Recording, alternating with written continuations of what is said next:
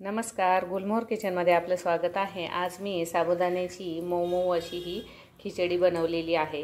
खूप छान होते, खूप छानही लागते, पण मला एवढी आवडत नाही। मुलांना खूप आवडते, त्याच्यामुळे मी आज ही बनवलेली आहे। साबुदाण्याची खिचडी बनवायची आहे, तर इथे हा साबुदाणा मी सकाळी भिजत घातलेला होता। 3 ते 4 तास हा भिजवून घेतलेला आहे। एकदम चांगला असा भिजलेला आहे। आता यामध्ये शेंगदाण्याचा कूट घालायचा आहे आणि शेंगदाणे हे खमंग असे भाजलेले पाहिजेत, म्हणजे खिचडीचा स्वादही खूप छान येतो। आता हे एकत्र करून घ्यायचं आहे।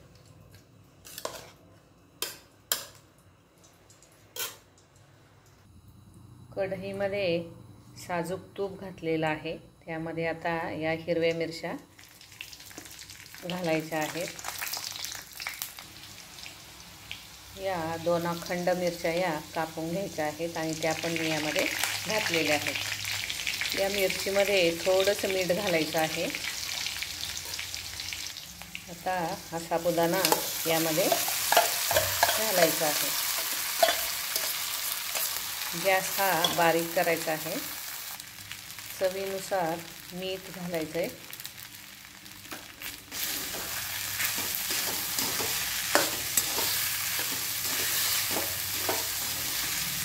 आता यावर झाकण ठेवायचं आहे 1-2 मिनिट।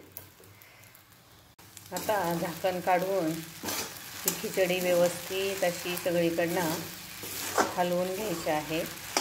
आता हे पाहू शकता तुम्ही, थोडीशी मऊ इथे ही खिचडी झालेली आहे।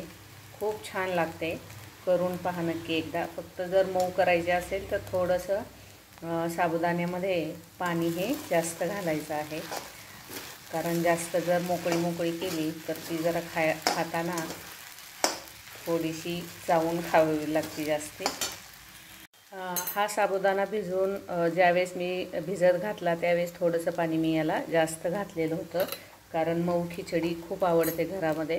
त्याच्यामुळे तुम्हाला जर थोडीशी मोकळी खिचडी जर करायची असेल तर तुम्ही पाण्याचं प्रमाण हे कमी टाकू शकता। इथे आता थोडंसं मी दही काढणार आहे। हे जे दही आहे हे रात्रीच लावलेलं होतं। आता थंडीच्या दिवसात एवढं दही लागत नाही व्यवस्थित, त्यावेळेस गरम दूध करायचं आहे। मग थोडंसं विरजण घालून ते दही लावायचं आहे। आवडीनुसार साखर घालायची आहे। इथे ही खिचडी तयार झालेली आहे। हा व्हिडिओ तुम्हाला जर आवडला असेल तर लाईक, शेअर, कमेंट आणि सबस्क्राईब करायला विसरू नका।